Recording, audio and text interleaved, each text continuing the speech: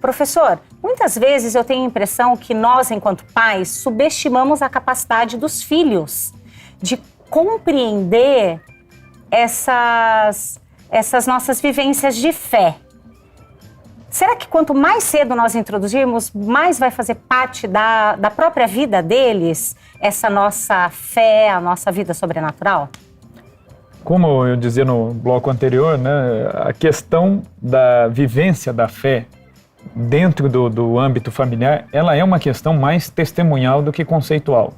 Então, o que acontece? A criança ela absorve muito daquilo que está ao redor dela, sem que a gente, às vezes, tenha noção exata do quanto ela consegue beber e aproveitar dessas coisas.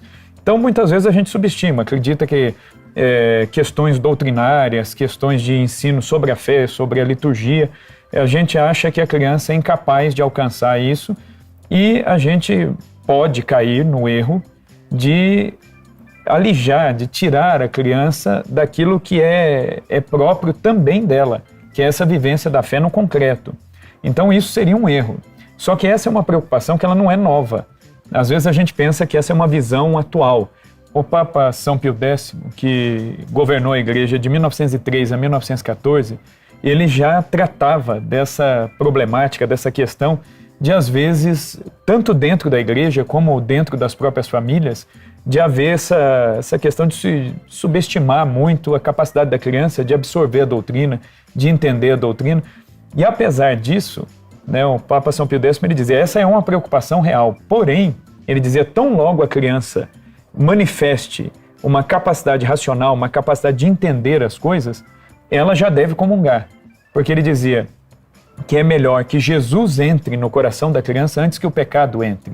Então, ele teve essa presença de espírito, ele teve essa inspiração divina, eu até arriscaria dizer, de adiantar a primeira comunhão das crianças, né? Até a época de São Pio X, o comum era que as crianças fizessem a primeira Eucaristia um pouco mais tarde, e, no entanto, o Papa São Pio X ele adiantou muito isso e autorizou que crianças de 6, 7 anos, desde que estivessem devidamente preparadas, e ele colocou como único critério que a criança fosse capaz de distinguir o pão eucarístico do pão comum, a criança já poderia comungar, porque assim ela já vai bebendo das graças do sacramento da Eucaristia, e assim ela vai criando, né, como podemos dizer, até uma resistência espiritual. Ela cria uma intimidade com Deus e ela se torna espiritualmente mais propensa ao bem e também mais capaz de evitar o mal.